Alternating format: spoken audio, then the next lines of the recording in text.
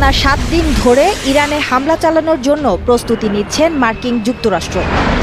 তবে এবার পারমাণবিক শক্তি কেন্দ্র বা মাটির নিচের কোনো লক্ষ্যবস্তু নয়, হামলা চালানো হবে রাষ্ট্রীয় বিভিন্ন ভবন ও নিরাপত্তা অবকাঠামোতে। অর্থাৎ ইরানের সামরিক শক্তিকে খোঁড়া করে দেওয়ার পাশাপাশি রাজনৈতিক শক্তির মূলেও আঘাত করতে চায় আমেরিকা।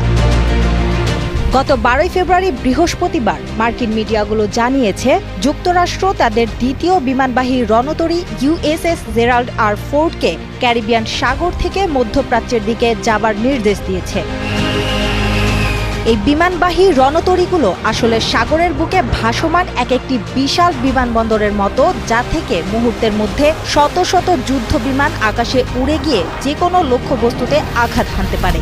আগে থেকেই গত জানুয়ারি মাসে USS আব্রাহাম লিঙ্কন নামের আরেকটি বিশাল রণতরী সেখানে পৌঁছেছিল, ফলে এখন সাগরে মার্কিন শক্তির উপস্থিতি দ্বিগুণ হয়েছে।